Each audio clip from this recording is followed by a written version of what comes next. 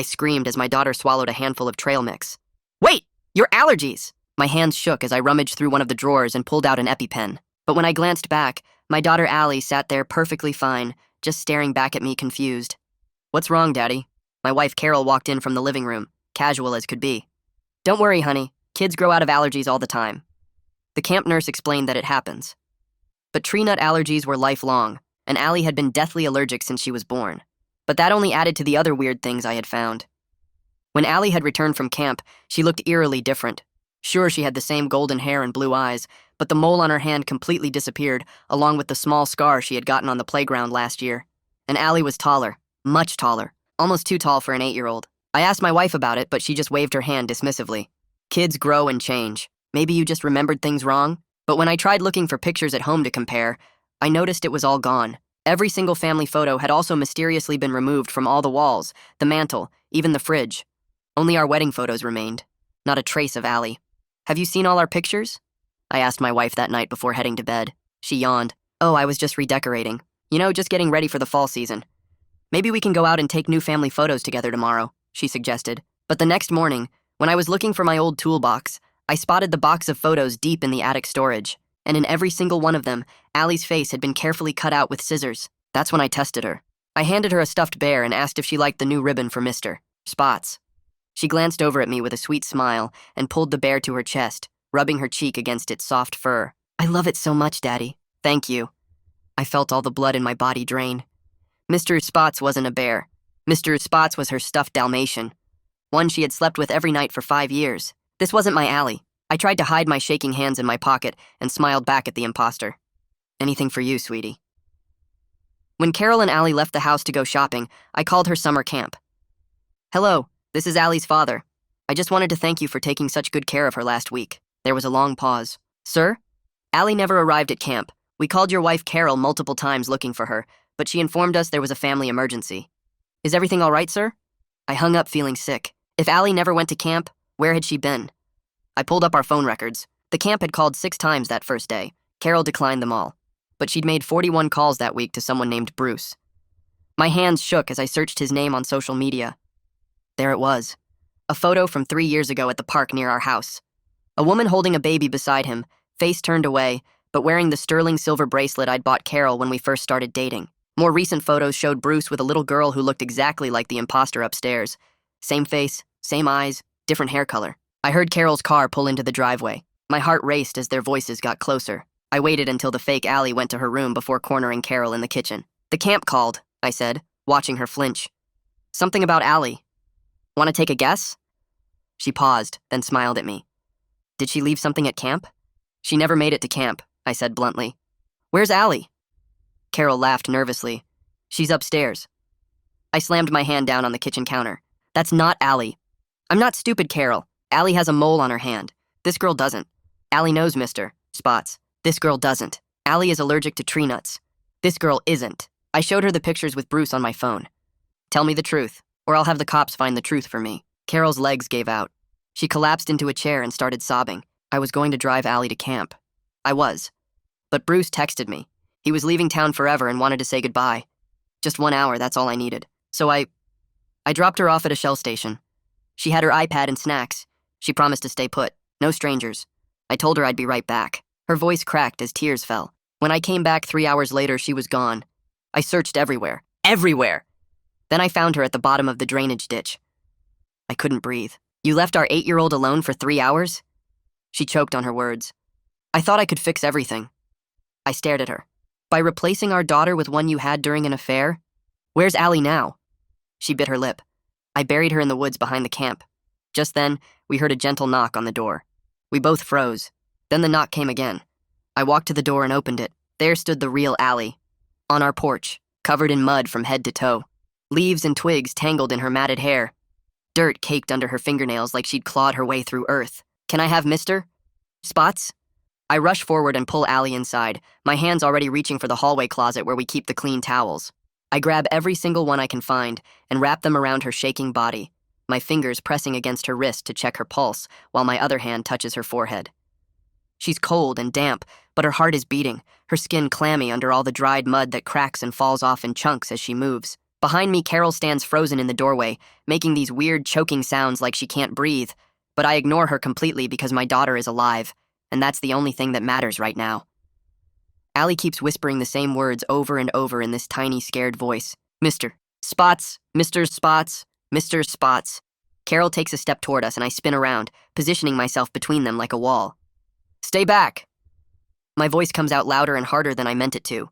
I yank my phone from my pocket and dial 911 with shaking fingers.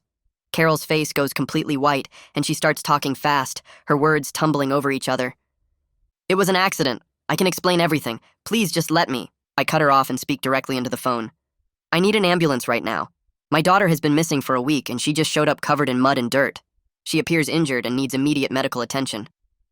The dispatcher starts asking questions, but I hear crying from upstairs, the other girl's voice calling out, and I can't deal with that right now because my real daughter needs me. I leave Carol standing there and run to Allie's actual bedroom, the one that's been empty all week. I grab Mr. Spots from where he's been sitting on the shelf, the Dalmatian's black spots and floppy ears exactly like I remember. I rush back and press him into Allie's muddy hands, and she clutches him to her chest immediately. Some of the panic in her eyes fades just a little bit, though she's still shivering hard despite all the towels wrapped around her. Where does it hurt, sweetie? I ask her gently, keeping my voice soft and calm, even though my insides are screaming. My head hurts, she whispers. And my hands. She holds up her small fingers, and I see the dirt packed deep under every single fingernail, dark and thick like she spent hours clawing through earth. The ambulance sirens get louder outside, and within 8 minutes the EMS crew is at our door. I give them a rapid summary while Carol tries to interrupt with her accident story again. My wife left our daughter alone at a gas station for 3 hours, I tell the lead paramedic directly, looking her right in the eyes. The summer camp called multiple times reporting Allie missing. My wife ignored those calls. I suspect this goes way beyond simple negligence.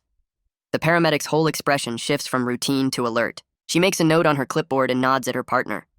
They load Allie onto the stretcher carefully, securing her small body with straps while keeping Mr. Spots tucked under her arm. I climb into the ambulance with Allie while Carol follows in her car, and during the trip I hold my daughter's hand tight and promise her she's safe now. The paramedic asks Allie yes or no questions about pain, and Allie nods or shakes her head, still clutching Mr. Spots with her free hand. Through the ambulance window, I watch the familiar streets pass by. The same ones I drove yesterday thinking everything was normal when actually my whole life was built on lies. At the ER, a doctor takes charge immediately, her calm efficiency helping me focus as she examines Allie's vitals and orders tests for dehydration and possible head injury. Her name tag says Dr. Sandra Metz. She notes the scrapes on Allie's arms and legs, the dirt still embedded under every fingernail, and the way Allie flinches away from the bright exam lights. Does she have any allergies I should know about? Dr. Metz asks while checking Allie's pupils. Yes, severe tree nut allergy, deathly allergic since birth.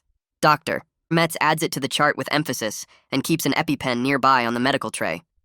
That small action makes me feel slightly less crazy after a whole week of being told I remembered things wrong. A hospital social worker appears within the first hour and asks to speak with me privately while nurses clean Allie up in the exam room. She explains gently that given the circumstances they're required to notify Child Protective Services. My stomach drops even though I know it's necessary and right. I tell her everything I know so far, about the camp calls Carol ignored, about finding all our family photos with Allie's face carefully cut out, about Carol's confession tonight that she buried our daughter in the woods. Detective Simon Sanders introduces himself in the ER waiting area with a quiet handshake and tired eyes that suggest he's seen too many cases like this one. He asks if I'm up for giving a statement, and I nod, grateful that someone official is finally taking this seriously. We sit in a small consultation room with plastic chairs, and he pulls out a notebook. Start from the beginning and take your time, he says. I walk Detective Sanders through the whole timeline, starting with Allie's return from camp looking different, the disappeared photos, the test I did with the bear instead of Mr. Spots, and finally Carol's confession tonight. My voice stays steady and factual until I get to the part about Carol saying she buried Allie, and then I have to stop and breathe for a minute while Sanders waits patiently. He doesn't rush me or act like he thinks I'm crazy or lying. He just nods and writes everything down in careful detail. Sanders asks about the other child, and I explain she's still at the house, that she's Bruce's daughter based on the social media photos I found earlier. I feel guilty even saying the word imposter because she's just a kid caught up in her parents' mess, but I don't know what else to call her. Sanders makes a note to send officers to secure the house and arrange proper care for Bruce's daughter, and I'm relieved someone else is handling that part because I can't think about anything except Allie right now. A nurse appears in the doorway and tells me I can see Allie now. I follow her down the bright hallway past other exam rooms where families deal with their own emergencies. She leads me to a room at the end where Allie sits propped up in a hospital bed that makes her look tiny. Her hair is damp and clean. The worst of the mud washed away, though I can still see traces of dirt in the creases of her neck.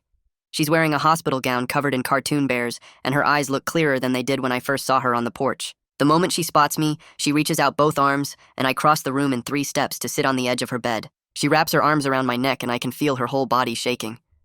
I hold her carefully, aware of the scrapes and bruises the nurses marked on her chart. After a long moment, she pulls back and looks up at me with those big eyes that are definitely hers, not some stranger's. She leans close and whispers so quietly I have to bend down to hear her. She tells me she waited at the gas station just like Mommy said to do. She had her iPad and the snacks Mommy left, and she promised not to talk to strangers. But Mommy didn't come back, and it got really hot sitting on that bench outside. She thought maybe Mommy forgot and went straight to camp, so she started walking to find it. She saw a path into the woods that looked like it might be a shortcut, but then she slipped on wet leaves near this big concrete tunnel thing. She fell in, and there was gross water and mud everywhere, and she tried to climb out but kept sliding back down. Her hands hurt from trying to grab onto the concrete, and eventually she got so tired she just stopped trying and waited for someone to find her. I stroke her damp hair and tell her she was so brave and she's safe now. A woman with dark hair pulled back in a tight bun walks into the room carrying a tablet and a leather folder. She introduces herself as Keturah Shepherd from Child Protective Services, and her voice is kind, but has this professional edge that makes my stomach tighten. She explains she needs to do a safety assessment to figure out the best place for Allie while the investigation moves forward. I nod and keep one hand on Allie's shoulder, while Keturah pulls up a chair and opens her tablet. She asks me about my work schedule, and I tell her I work 9 to 5 at an accounting firm downtown, with occasional overtime during tax season. She asks about my relationship with Allie, and I explain we've always been close, that I do breakfast and bedtime routine most days, because Carol works early shifts at the hospital. She asks about my housing situation, and I describe our 3-bedroom house in a decent neighborhood with good schools. She asks if I have any concerns about my ability to care for Allie full-time, and I look her straight in the eye and tell her I will do absolutely anything to keep my daughter safe. Keturah makes notes on her tablet and asks follow-up questions about my extended family, my financial stability, whether I've ever had any involvement with CPS before. I answer everything honestly and completely because I understand she's doing her job, and Allie's safety depends on getting this right. Outside in the hallway, I hear raised voices and recognize Carol's tone immediately. She's demanding to see her daughter, and a nurse is telling her she needs to wait in the designated area. The voices get louder and I tense up, moving closer to Allie, who shrinks back against her pillows. Detective Sanders appears in the doorway and holds up one hand to me before stepping out into the hall.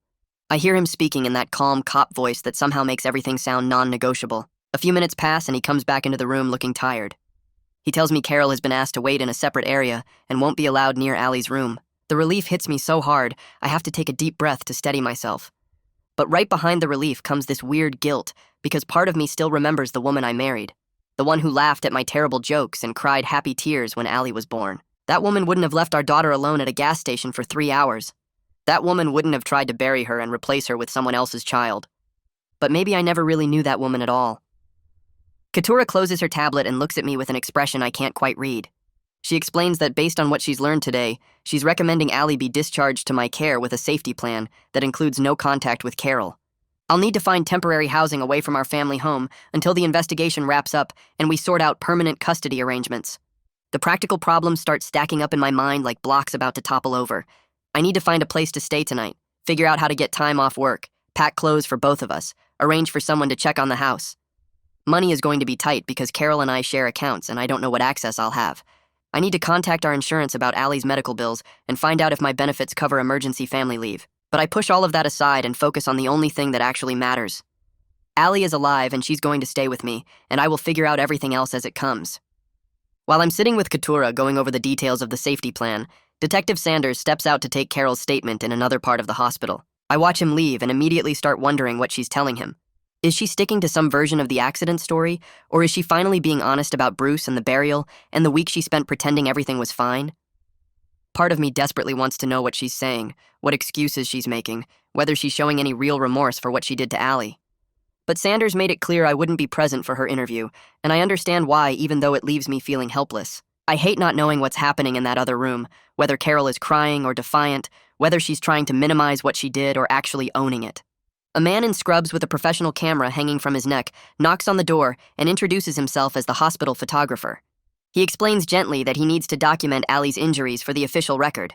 I hold Allie's hand while he takes careful pictures of the scrapes on her arms and legs, the bruises forming on her shins, the dirt still embedded in places the nurses couldn't fully clean.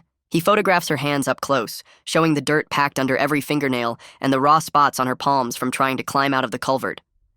A nurse brings in paper bags and plastic containers, and they start collecting evidence. They bag Allie's muddy clothes that were cut off her in the ER, each piece labeled and sealed with official-looking tags. They scrape samples of dirt from under her fingernails into small containers and seal those too. They collect bits of leaves and twigs that were tangled in her hair and document everything on a chain of custody form. Watching this whole process makes my chest feel tight because it's so official and real and permanent. We've crossed into this world of police investigations and evidence collection and court cases that I never imagined being part of. This isn't something that will just blow over or get worked out privately. This is documented and recorded and will follow us through whatever comes next. By the time evening rolls around, Katura has finalized the safety plan and Dr. Metz comes in to do a final check. She reviews Allie's vitals and examines her injuries one more time, then explains the follow-up care instructions and hands me a referral for trauma counseling. She tells me Allie is cleared for discharge and emphasizes how important it is to start therapy soon. Katura confirms I'm approved to take Allie to a motel for tonight, and she'll do a check-in visit tomorrow morning to make sure we're settled. As we're getting ready to leave, Detective Sanders appears and hands me his card with his direct number written on the back. He tells me he'll be in touch soon with updates, and I should call immediately if Carol tries to make any contact. The next morning, I sit in a chair by the window of our cramped motel room, watching Allie sleep in the double bed closest to the bathroom. She's clutching Mr. Spots against her chest and breathing steady and even. My laptop is open on my knees, and I read through the preliminary report Detective Sanders emailed me with permission to share the relevant parts. Carol's statement confirms she drove Allie to the Shell station on Route 9, intending to drop her at camp right after. But Bruce texted saying he was leaving town forever and wanted to say goodbye. She made the choice to leave Allie alone with her iPad and a bag of snacks, telling her to stay on the bench and not talk to strangers. Carol claims she meant to be gone 1 hour, but lost track of time at Bruce's apartment. When she got back to the gas station 3 hours later, Allie had wandered off. Carol says she searched the area and eventually found Allie unconscious at the bottom of a drainage ditch behind some woods near the camp property. I call my neighbor Aggie Spivey and she answers on the second ring. I ask if she can go over to the house to make sure Bruce's daughter is okay until CPS arrives to handle her placement. There's a long pause and I hear Aggie take a sharp breath. She asks what's going on and I give her the basic facts, that the girl living in our house isn't actually Allie, that she's Bruce's daughter from Carol's affair, that the real Allie is safe with me now. Aggie makes shocked noises but agrees immediately to help. She promises to keep the girl comfortable and make sure Carol doesn't remove her or any evidence from the house before CPS gets there. I thank her and tell her I owe her big time for being willing to get involved in this mess. An hour later, my phone rings and it's Aggie calling back. She tells me she just thought of something I probably didn't consider. Her doorbell camera might have caught Carol's comings and goings during the week Allie was missing. She goes to check the footage right then while I wait on the line. After a few minutes, she comes back and says she found multiple clips of Carol returning home alone during daytime hours when she should have been at work. In every clip, Carol looks stressed and distracted, checking over her shoulder before going inside.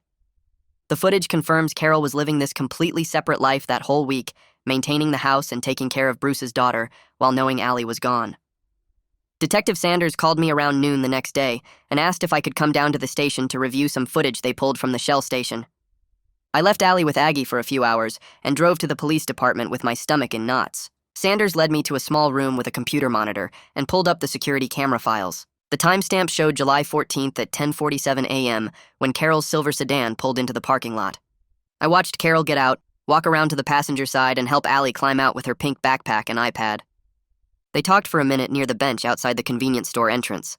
Carol pointed at the bench and Allie nodded. Then Carol got back in her car and drove away. The timestamp clicked forward as I watched my daughter sit on that bench alone, swinging her legs and looking at her iPad. She stayed there for almost an hour before setting the device down and looking around. The sun must have gotten hot because she moved into a small patch of shade near the building.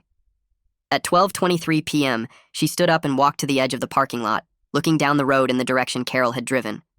She waited there for another 20 minutes. At 12:41 p.m., Allie picked up her backpack and iPad and started walking along the road toward the tree line. The camera angle lost her after that. Sanders fast-forwarded to 2:13 p.m. when Carol's car came speeding back into the lot. Carol jumped out and ran to the bench, looking around frantically. She checked inside the store, then came back out and got in her car. The footage ended there. I sat staring at the blank screen, feeling sick. My 8-year-old daughter had waited patiently for over 3 hours before finally giving up and walking off alone. Sanders printed screenshots for the case file and told me the timestamps proved Carol's story about the 3-hour absence. I drove back to the motel in a fog and found an email from Katura waiting in my inbox. She'd sent me a copy of her safety plan memo that included notes about Bruce's daughter. The girl had given her name as Allie when CPS workers first spoke to her and seemed genuinely confused about why strangers were asking her questions about her family. The memo explained that CPS was working to locate Bruce through the phone records and verify paternity. If confirmed, the child would be placed with him rather than foster care since he was her biological father and had no apparent child welfare history. Reading those notes made me feel a mix of anger at Bruce and Carol for creating this mess, but also this weird sympathy for a little girl who didn't ask to be part of any of this nightmare. She was just a kid whose parents made terrible choices. I closed my laptop and called the camp to speak with Phil North, the director whose number Detective Sanders had given me. Phil answered on the third ring, and I explained who I was. His voice immediately shifted from professional to horrified when I told him what actually happened after Carol informed him about a family emergency. He put me on hold for a minute, then came back with his records pulled up. Phil confirmed they called Carol 6 times on July 14th, starting at 11:30 a.m. when Allie didn't arrive on the camp bus. Carol declined every single call. They finally reached her around 4 p.m., and she told them they were dealing with a family crisis, and Allie wouldn't be attending camp that week. Phil said he'd accepted the explanation because parents sometimes had emergencies, but now knowing what really happened made him feel terrible. He offered to provide written documentation of all the calls, the times, and Carol's eventual response. I thanked him and said Detective Sanders would probably be in touch to collect that evidence. That evening, I focused on establishing some kind of routine with Allie in our cramped motel room. I ordered her favorite chicken nuggets from the diner down the street and let her watch cartoons on the small TV while I sat in the chair nearby. She kept Mr. Spots in her lap the whole time, one hand always touching the stuffed Dalmatian like she needed to make sure it was real. Twice during dinner, she looked up at me with worried eyes and asked if I was going to leave. Each time I got down on my knees next to her and promised I was staying right here, that I wasn't going anywhere without her. After we finished eating, I ran a bath and helped her wash the last stubborn traces of mud from her hair. She played quietly with plastic cups, filling them with water and pouring them out again while I worked the shampoo through her tangles. The bathroom was tiny and the water barely stayed hot, but Allie seemed content just having me there. I got her into clean pajamas and tucked her into the bed closest to the bathroom with Mr. Spots under her arm. She fell asleep within minutes, exhausted from everything. The next morning, Detective Sanders called and asked if he could stop by to share some information. I met him in the motel parking lot while Allie watched cartoons inside. Sanders handed me printed copies of text message excerpts between Carol and Bruce that the phone company released with the warrant. I read through them standing there in the morning sun. The first message was from Carol at 1:47 p.m. on July 14th, saying she couldn't find Allie and didn't know what to do. Bruce responded immediately, telling her to call the police. Carol wrote back that she couldn't, because then she'd have to admit she left Allie alone to see him. Bruce sent 3 more messages over the next hour, all saying to call the cops, that Allie's safety mattered more than getting in trouble. Then there was a gap of several hours with no messages. At 6:23 p.m., Carol texted just 4 words. I found her, but it's bad. Bruce replied, how bad? Carol's response was 2 words. I fixed it. Reading those messages made me feel physically sick. The casual way they discussed my daughter's life, like she was a problem to solve instead of a child who needed help. I handed the papers back to Sanders with shaking hands, and he told me these would be key evidence in the criminal case. Later that afternoon, Keturah called to tell me Allie had a forensic interview scheduled for tomorrow at the Child Advocacy Center. She walked me through what to expect in her calm, professional voice. I wasn't allowed to prep Allie or suggest what she should say. I just needed to bring her to the appointment and wait while a specially trained interviewer asked questions in a child-friendly way.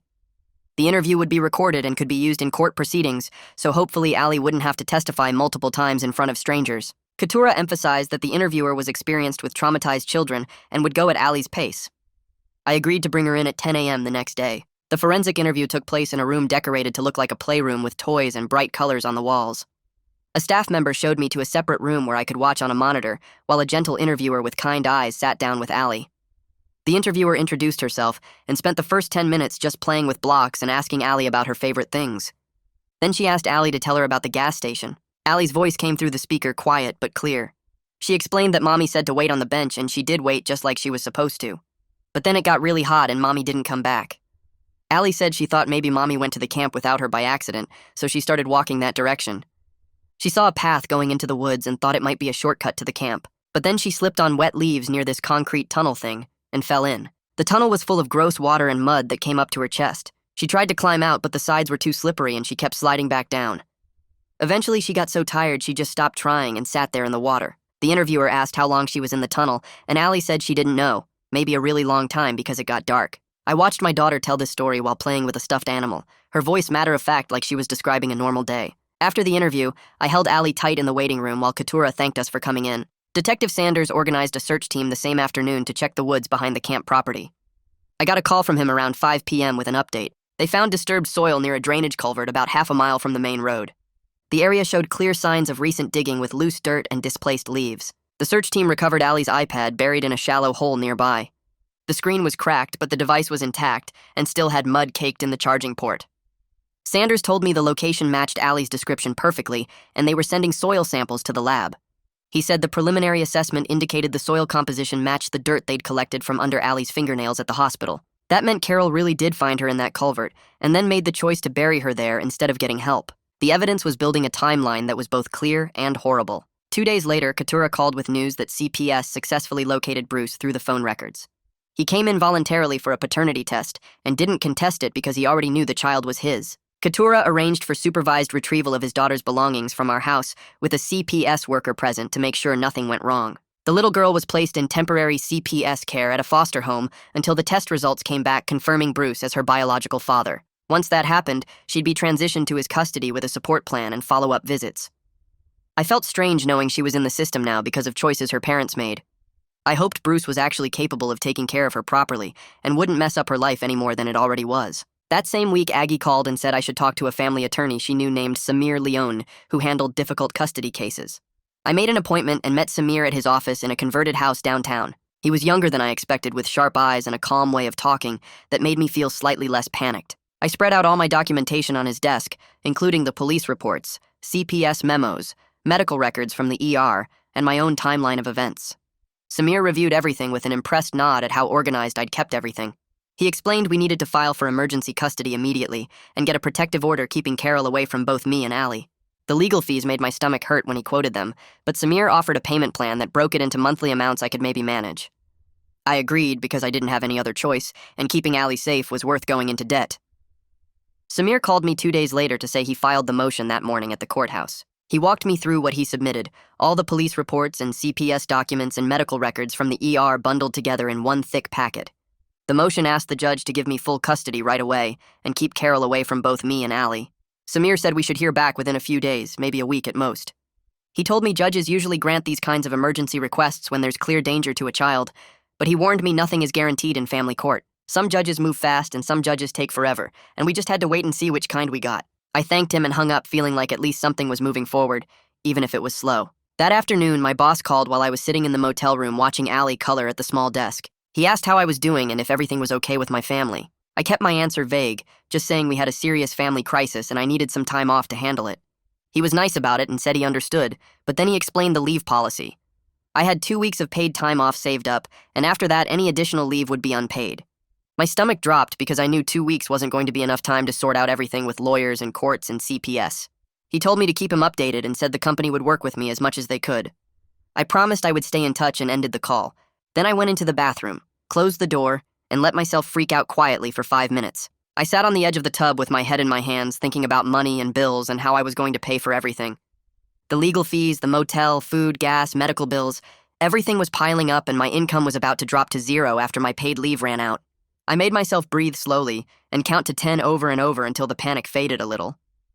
Then I washed my face and went back out to sit with Allie like nothing happened. The next morning, we had a follow-up appointment with Dr. Metz at her clinic. She checked Allie's arms and legs where the scratches were healing and said they looked good, no signs of infection. She asked Allie gentle questions about whether her head hurt or if she felt dizzy. Allie said her head hurt really bad at first, but it felt better now. Dr. Metz nodded and made notes on her tablet. Then she turned to me and handed me a referral card for a therapist named Dr. Fleming, who works with kids who went through bad things. She told me not to wait to make the appointment, that getting Allie into therapy right away would make a big difference in how she handles everything that happened. I took the card and promised I would call that day. Dr. Metz smiled at Allie and gave her a sticker before we left. I called Dr. Fleming's office from the parking lot and got Allie scheduled for an intake appointment later that week. 2 days after that, Detective Sanders called with an update about the evidence. He said the crime lab finished analyzing the soil samples they collected from the drainage site and from under Allie's fingernails. The dirt matched perfectly, same composition and everything. This proved Allie really was at that culvert trying to dig her way out, exactly like she told the forensic interviewer. Sanders said this evidence was huge because it backed up Allie's story and also proved Carol was telling the truth about finding Allie there. It meant Carol really did find our daughter in that ditch and then chose to bury her instead of getting help. The thought made me feel sick all over again, but I thanked Sanders for the update. He said the prosecutor was building a strong case and I should expect to hear more soon. That same afternoon, I got a call from a number I didn't recognize. I let it go to voicemail and then saw the notification pop up. My hand stayed frozen over the play button for a long time. Part of me wanted to hear what Carol had to say, wanted to hear her voice and maybe get some kind of explanation that would make sense of everything. But Samir told me clearly not to engage with her at all, just document any contact and forward it to him or Sanders. So I sent the voicemail straight to Sanders without listening to it, and then blocked the number. It was harder than I expected, not listening. Even after everything she did, I still had this stupid urge to hear her out. But I followed Samir's advice because keeping Allie safe mattered more than my need for answers. 3 days later, I got a call from Samir saying the judge granted our emergency motion. He emailed me a copy of the court order, and I read it on my phone while sitting in the motel parking lot. The official language said I had temporary sole custody, and Carol was prohibited from contacting Allie or coming within 500 feet of wherever we were staying. Reading those words in black and white legal text made everything feel real in a way nothing else had. The court system agreed with me. A judge looked at all the evidence and decided Allie wasn't safe with her mother. I felt relief wash over me, but also this deep sadness, like I was mourning the family we were supposed to be. Carol and I were supposed to grow old together, raise Allie together, be a team. And now a court order said she couldn't even be near her own daughter. The next day, Keturah came to the motel to do a home check. She walked through our tiny room looking at everything, checking that we had clean sheets and food in the mini fridge and that the bathroom worked properly. She asked me questions about how long we planned to stay here and what my plans were for more permanent housing. I told her I was looking at short-term rentals, but money was tight since I was living on one income now. She nodded like she'd heard this story 100 times before. Then she pulled out some papers about emergency housing assistance programs and told me I should apply. I wanted to say no, wanted to tell her I could handle this on my own. But Allie's stability mattered more than my pride, so I took the papers and said thank you. Keturah approved the motel as temporary housing and said she'd check in again next week. That afternoon, Aggie called to tell me she gave a statement to Detective Sanders. She said she told him about seeing a kid who looked like Bruce's daughter at our house during the week Allie was missing. Her doorbell camera caught footage of the girl playing in our front yard, which helped prove when Carol made the swap. Aggie also mentioned she saw Carol loading bags into her car late one night that week. Sanders thought that might have been when Carol moved all of Allie's stuff out to make room for the other girl's things. I thanked Aggie for being willing to get involved and told her I really appreciated her help. She said of course that's what neighbors do. I met with Samir again at his office to talk about what criminal charges Carol might face.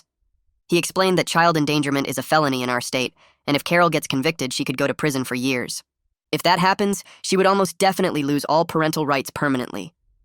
The thought of Allie growing up without her mother made me sad even after everything Carol did. But Samir reminded me that Carol made her choices, and now she had to deal with what happens next. He said the prosecutor would probably offer a plea deal to avoid putting Allie through a trial. Later that week, I took Allie to her first therapy appointment. We sat in a waiting room decorated with bright painted murals of animals and trees. Other families came and went, kids of all ages with tired-looking parents. A woman came out and introduced herself as Dr. Fleming. She had kind eyes and a gentle voice. When Allie hid behind my legs, Dr. Fleming didn't push or try to force anything. She talked to me for a few minutes first, asking basic questions about what brought us in. Then she invited Allie to come play with some toys in her office while they talked. Allie looked up at me and I nodded that it was okay. I sat in the lobby for the next 40 minutes trying not to imagine what my daughter was telling this stranger about gas stations and ditches and dark water. The office door opened and Fleming stepped out, gesturing for me to come back. She sat down across from me in a small consultation room and pulled out a notepad. She explained I should keep things normal at home, stick to regular routines and bedtime so Allie feels safe. She told me not to ask her leading questions about what happened at the gas station or in the ditch, just let her bring it up if she wants to talk. Fleming said kids Allie's age usually work through bad experiences by playing instead of talking about feelings directly, so I shouldn't worry if she doesn't want to discuss it. The advice made me feel a little less lost, like there were actual things I could do to help instead of just waiting and hoping. A few days later, Keturah called to tell me Bruce had contacted CPS through his own lawyer about getting custody of his daughter. The paternity test came back confirming he was the biological father of the girl who had been living in our house as Allie. CPS started an expedited review to see if Bruce could take her, doing background checks and visiting his home to make sure it was safe. I had mixed feelings about the whole thing because Bruce was part of the affair that caused all this mess in the first place. But his daughter didn't ask for any of this, and she deserved to be with her real dad if he could take care of her properly. Sanders called me later that week with an update about Carol's story, which kept changing as more evidence piled up against her. At first she claimed it was all an accident, but now she was saying it was a panic response when she found Allie unconscious in the culvert. Carol admitted she thought Allie was dead when she found her lying there in the water. And mud, so she made a split-second choice to bury her in the woods and swap her with Bruce's daughter instead of calling for help and facing what she'd done. Sanders said Carol's lawyer was trying to sell this as a mental breakdown, like she just snapped and wasn't thinking clearly. But Sanders pointed out the cut photos in the attic, and the whole week Carol spent pretending everything was fine, which showed way more planning than just panicking in the moment. The motel bills were eating through my savings way faster than I thought they would, and I started looking at my bank account every morning with a sick feeling in my stomach. I needed to make some hard choices about money. I took photos of my camera equipment and posted everything online for sale, the nice digital camera and all the lenses I'd saved up for over 3 years. Strangers started showing up in the motel parking lot to look at the gear, turning the lenses over in their hands and asking about shutter counts. Each time I handed over a piece of equipment and took their cash, I felt like I was giving up a part of myself. But I smiled and made small talk about aperture settings, because this is what you do when you're a parent and your kid needs stability more than you need hobbies. That night, Allie woke up screaming and I bolted out of my bed to get to her. She was sitting up with her eyes wide open, sobbing about dark water and something heavy pressing down on her chest. I climbed into bed next to her and pulled her against me, rocking her slowly while she cried into my shirt. I didn't ask her to explain what she saw or tell me details about the dream, just held her close and whispered that she was safe now, that I was right here and nothing was going to hurt her ever again. After a while, her breathing got slower and steadier, and she fell back asleep still holding Mr. Spots tight against her chest. I stayed awake for the rest of the night watching her breathe, counting each rise and fall of her chest to make sure she was really okay. Katura sent me an email a few days later with part of the CPS case notes attached. The notes said Carol had asked for supervised visits with Allie, but CPS denied the request until the criminal charges got resolved. They cited Allie's ongoing trauma symptoms and how serious Carol's actions were as reasons to keep them apart for now. I felt guilty for being relieved when I read that, like I should want Allie to have access to her mother no matter what happened. But mostly I just felt grateful she didn't have to see Carol right now, while everything was still so fresh and scary. Sanders called again to tell me he needed a DNA test for Allie to shut down any possible claims Carol might make about getting the wrong kid or being confused about identities.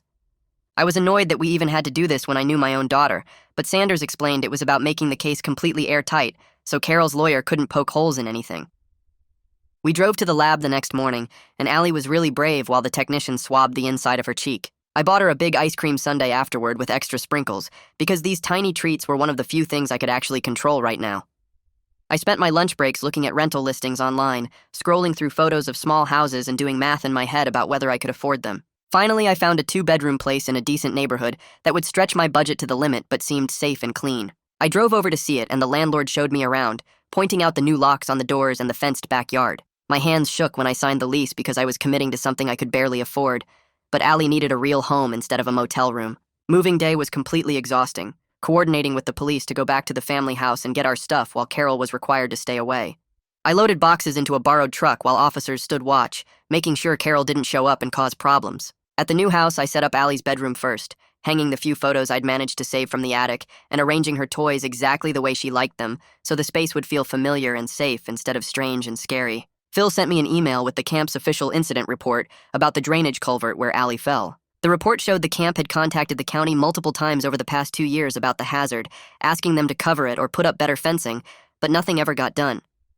Reading through all the ignored warnings made me so angry, I had to put my phone down and walk around the block to calm down. All these systems that were supposed to prevent disasters just moved too slow or didn't care enough, and if anyone had done their job properly, maybe Allie never would have ended up trapped in that ditch. I forwarded the whole report to Sanders in case it mattered for the investigation. A week later, Katura called to tell me Bruce's paternity was officially confirmed, and CPS had approved him for placement after checking everything out. His home visit went well and his job was stable, so they were moving his daughter into his care with a support plan and regular follow-up visits to make sure things stayed okay.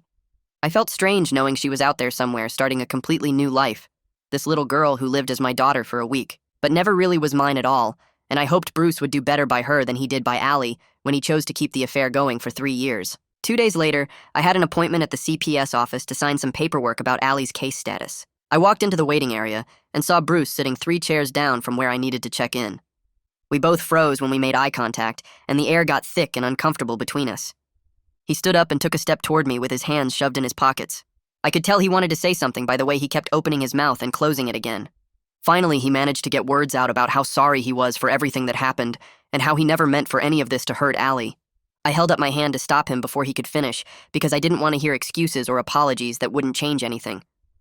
I told him the only thing that mattered now was whether he took proper care of his daughter and gave her the stable life she deserved. He nodded slowly and looked down at his shoes while I signed in at the front desk. We stood there in awful silence for another minute, and I could feel both of us thinking the same thing without saying it, that our kids needed to come first no matter how much anger sat between us.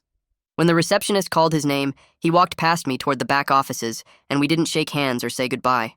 Later that afternoon, I met with Dr. Fleming for a parent check-in session without Allie present.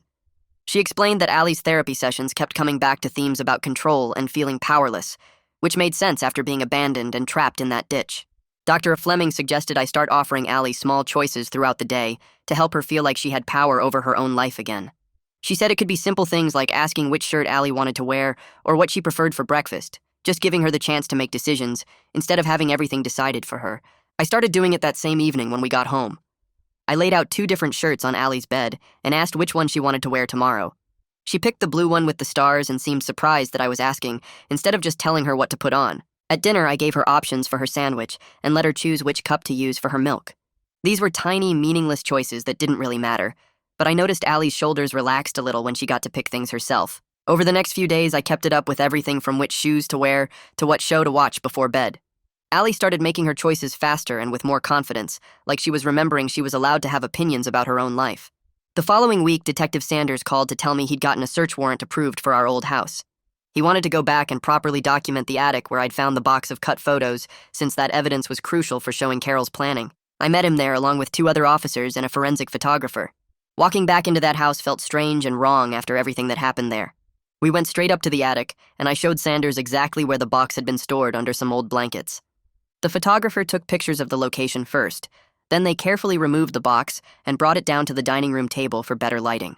Sanders put on gloves and lifted out each photo one by one, while the photographer documented every single image. There must have been 40 or 50 pictures total, and in every one, Allie's face had been carefully cut out with scissors, leaving clean rectangular holes where her smile should have been. Sanders explained this was powerful evidence of premeditation because it showed Carol didn't just panic after finding Allie in the ditch.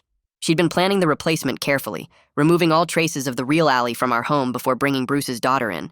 The systematic way she'd cut out every face proved she was thinking clearly and making calculated choices rather than acting in some kind of mental breakdown.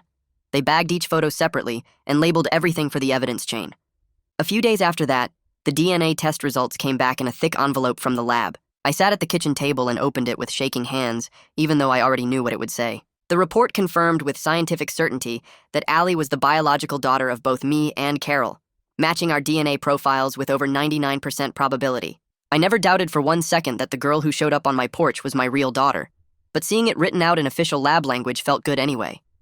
It was like the universe was backing me up and confirming what I'd known in my bones from the moment I saw her. I made copies of the results and drove them over to Samir's office so he could add them to our custody case file. The next morning, Samir called with news that the prosecutor had filed formal charges against Carol. He read them off over the phone, and there were 3 main ones. Felony child endangerment for leaving Allie alone at the gas station and failing to get her medical help after finding her in the ditch. Tampering with evidence for cutting up the photos and trying to hide what she'd done. Filing a false report for lying to the camp about a family emergency. Samir explained each charge carried serious penalties, and together Carol could face years in prison if convicted. He said Carol's lawyer would probably try to work out a plea deal rather than go to trial because trials were risky and unpredictable. The prosecutor had signaled she was open to plea discussions, but wanted real consequences that matched how serious Carol's actions were and how much harm they caused Allie.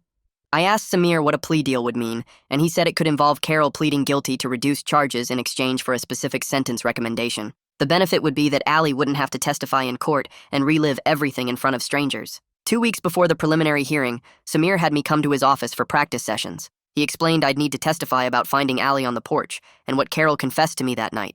He coached me to stick to just the facts and not let my emotions take over on the witness stand. He said I should answer only what the lawyers asked me and not volunteer extra information or go off on tangents. We practiced with him asking me questions and me giving short, clear answers. He'd stop me whenever I started adding too much detail or getting worked up and remind me to breathe and focus. I went home and practiced more in front of the bathroom mirror, saying the words out loud until I could get through the whole thing without my voice shaking. I wasn't sure I'd actually managed to stay calm when it was real, and Carol was sitting right there. But at least I felt somewhat prepared. The preliminary hearing was one of the most surreal and horrible experiences of my life. I sat in the courtroom waiting area until they called me in, and then I had to walk past Carol sitting at the defense table with her lawyer. She kept her eyes down and didn't look at me once during the whole hearing. Her lawyer stood up and argued for reduced charges based on Carol's mental state and the fact she had no prior criminal record. He painted her as a desperate mother who made terrible choices during a psychological crisis rather than someone who deliberately harmed her child. The prosecutor stood up next and presented the evidence piece by piece. The phone records showing Carol ignored the camp's calls, the text messages with Bruce, the cut photos from the attic. Allie's medical records from the hospital, the Shell station security footage. She laid it all out methodically and calmly, while I sat in the gallery and watched the judge's face for any hint of what he was thinking. I felt desperate for someone in authority to take this as seriously as it deserved and to see through Carol's lawyer's excuses. The whole hearing took about 90 minutes, and then the judge said he needed time to review everything before making his ruling. At the end, the judge announced he was continuing the no-contact order, which meant Carol still couldn't come near me or Allie. He set a trial date 3 months out, but encouraged both sides to work towards some kind of resolution that put the child's best interests first. He specifically said Allie should keep going to therapy without any interference, and that any future custody arrangements had to focus completely on her safety and stability. I left the courthouse feeling like we'd moved forward, but also like justice was moving impossibly slowly. 3 months felt like forever when I just wanted this whole nightmare resolved. That evening, a number I didn't recognize called my phone, and when I answered, a woman identified herself as a reporter from the local news. She said she'd heard about the case through courthouse contacts and wanted to interview me about what happened. My stomach dropped, and I told her firmly that I wouldn't be making any statements. I hung up and immediately called Samir, who said I'd done exactly the right thing. He explained I should say nothing publicly to protect Allie's privacy and avoid anything that might complicate the case or prejudice potential jurors. The idea of this becoming some kind of news story made me feel physically sick. I hated imagining strangers sitting around discussing my daughter's trauma like it was entertainment or gossip. The school counselor called me in for a meeting to discuss Allie returning to class. We'd kept her home for weeks while she started therapy and adjusted to everything, but she needed to get back to normal routines. We worked out a safety plan where the counselor would be briefed on the basic situation without unnecessary details about what Carol did. The plan included strict pickup protocols, so only I was authorized to collect Allie from the school, and anyone else would be turned away immediately. Her teacher agreed to give Allie grace on all the assignments she'd missed, and to let her sit near the door if she needed to feel like she could leave the room. On Allie's first day back, I walked her all the way to her classroom door. She held my hand tight and kept looking back at me as we got closer. I knelt down and reminded her that her teacher knew she'd been through something hard and would be understanding. I promised I'd be there at pickup time and wouldn't be late. She nodded and took a deep breath before walking through the doorway. I stood in the hallway and watched her disappear into the building, feeling terrified something would go wrong, but knowing she needed this piece of normalcy back in her life. I walked back to my car and my phone buzzed before I even got the door open. The HR representative asked if I could come in that afternoon for a follow-up meeting about my situation. I drove straight to the office and sat across from her in a small conference room while she pulled up my file on her laptop. She explained they could offer me a flexible schedule that would let me do school pickup and make it to Allie's therapy appointments without using all my leave time. I felt relief wash over me until she mentioned the catch. The flexible arrangement meant reduced hours, which meant reduced pay, probably around 20% less than my current salary. I sat there doing quick math in my head about rent and utilities and therapy copays and groceries. The numbers didn't really work, but I didn't have any other choice. I accepted the offer and thanked her for working with me. On the drive home, I started making a mental list of what I could cut from our budget. The internet could go down to the cheapest plan. I could cancel the streaming services we barely used anyway. Maybe I could sell some more stuff from the garage.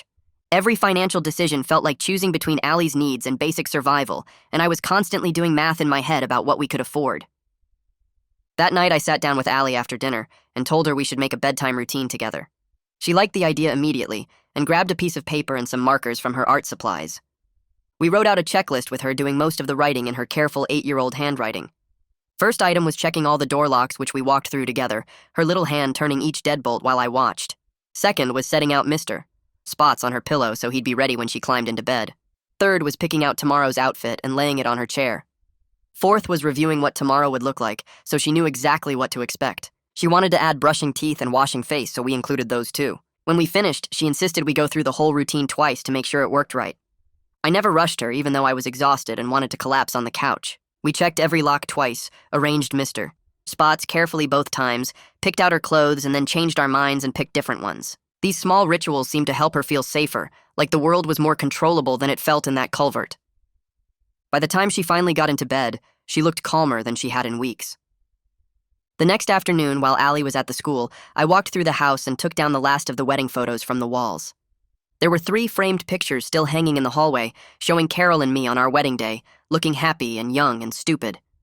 I carefully removed each frame and carried them out to the garage where I'd set up a storage box. I didn't destroy them because they were part of our history, even if that history was built on lies. But I couldn't look at them every day anymore. When Allie got home, she noticed the empty spots on the wall right away and asked why Mommy's pictures were gone. I knelt down to her level and told her gently that Mommy made some bad choices and needs to fix things before we can think about pictures. She stared at the blank wall for a minute, and then just nodded and went to get a snack from the kitchen.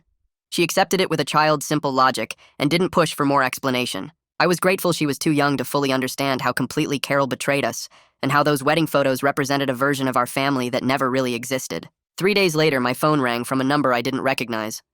I almost didn't answer, but something made me pick up. Bruce's voice came through sounding nervous and apologetic. He said his daughter was adjusting well to being back with him, and he wanted to offer an apology for his role in everything that happened. His words came out rushed like he'd practiced them. He said he never imagined Carol would do something so extreme, and he was horrified by how his affair contributed to Allie's suffering. Part of me wanted to hang up, but another part needed to hear him take some responsibility. I told him I appreciated the call, but I wasn't ready to forgive anyone yet. We talked for maybe 5 more minutes about practical things like making sure our kids never accidentally ran into each other at stores or parks. He agreed to be careful about that. We ended the conversation on civil, if not warm terms, and I felt strange after hanging up. Bruce wasn't the villain in this story, but he wasn't innocent either, and I didn't know what to do with that complicated truth. The prosecutor called me the following week and explained that Carol's lawyer was seriously pursuing a plea deal. She asked if I would be willing to draft a victim impact statement for the judge to consider during sentencing. I agreed and then called Samir to help me figure out what to write. We met at his office and he pulled up a template on his computer while I tried to organize my thoughts. He coached me to focus on the harm to Allie without being overly emotional, to stick to facts about her ongoing nightmares and therapy needs, and the loss of trust in her mother. I dictated while he typed, and we went through multiple revisions to get the tone right. Writing it all down in formal language made the trauma feel both more real and more distant somehow. The clinical words on the page didn't capture the sound of Allie screaming in her sleep or the way she flinched when someone knocked on the door unexpectedly. We finished a draft that Samir said was strong and appropriate, and I saved it to review again before submitting it officially. That weekend, Allie surprised me by coming into the living room, holding an old photo album I didn't know she'd found. She opened it to a picture from her 6th birthday party at the park, where all 3 of us were smiling at the camera. She asked quietly if we could hang one photo of her with both me and Carol from before everything happened. My first instinct was to say no, but I stopped myself and really looked at her face.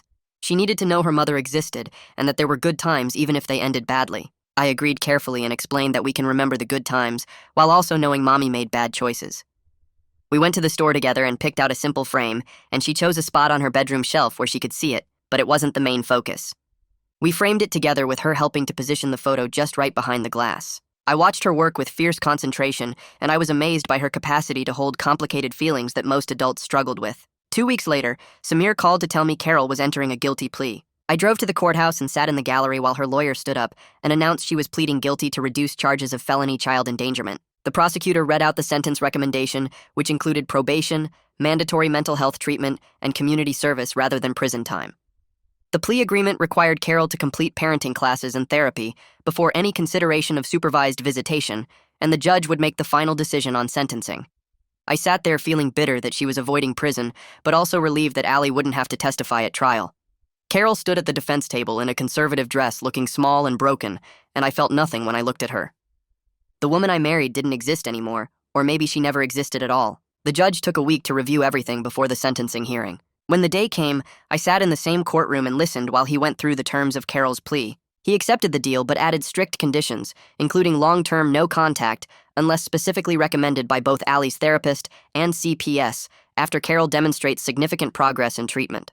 He spoke directly to Carol and made it clear that any violation of the order would result in immediate incarceration. He said Allie's safety and well-being were the only factors that mattered in any future custody decisions, and Carol needed to understand she'd lost the right to be a mother until she proved she could be trusted again. Leaving the courthouse, I felt like we got partial justice but not complete vindication, which seems to be how the legal system works.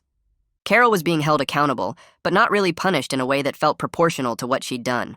The next weekend, Aggie offered to help us take new family photos to hang in the house. We met her at a local park where fall leaves covered the ground in red and gold. She brought her nice camera and had us pose in different spots under the trees. Allie picked out her favorite dress and insisted on bringing Mr. Spots for some of the shots. We took dozens of photos with just the 2 of us making silly faces and serious faces and everything in between. Aggie was patient and kind and made Allie laugh, which resulted in some genuinely happy pictures. We didn't post them anywhere or share them publicly because this was just for us to mark our fresh start. When we got the prints back, Allie picked out frames shaped like stars and insisted on arranging them herself on the wall in our living room. I watched her create our new family gallery with fierce concentration, carefully spacing each frame and making sure they were level. These photos showed who we really were now, just the 2 of us building something new from the broken pieces. The financial strain didn't magically disappear just because the legal case was resolved. I juggled payment plans with Samir for his legal fees, therapy copays every week for Ali's sessions, and basic living expenses on my reduced income. I picked up extra weekend shifts doing freelance work after Ali went to bed, sitting at my laptop until midnight editing photos for other people's happy occasions. Some days I survived on coffee and determination, but we were making it work. The house stayed warm, and the fridge stayed full, and Ali had everything she needed even if I was running on empty. I kept a detailed budget spreadsheet and updated it constantly, moving money between categories like a chess game. Every bill that got paid on time felt like a small victory, and every month we made it through without going into debt was proof that we could survive this. I glance at the clock on my nightstand showing 3:47 a.m. and quietly push open Ali's bedroom door for the second time tonight. She lies curled on her side with Mr. Spots tucked under her arm, her chest rising and falling in the steady rhythm of deep sleep. No thrashing, no crying out, no sitting up confused and scared like she has every night for months. I stand there watching her peaceful face for a full minute, afraid that if I look away she'll wake up screaming about dark water and heavy dirt pressing down, but she just keeps sleeping. Her small hand relaxed against the Dalmatian's worn fur, and I feel something tight in my chest start to loosen just a fraction. I back out of her room carefully and return to my own bed where I lie awake staring at the ceiling, my ears straining for any sound from down the hall. Every creak of the house settling makes my heart jump, and I get up twice more before dawn to check the locks on all the doors and windows. Sleep doesn't come easy for me anymore, and probably won't for a long time, but watching Ali sleep through the whole night without nightmares feels like we turned some kind of corner.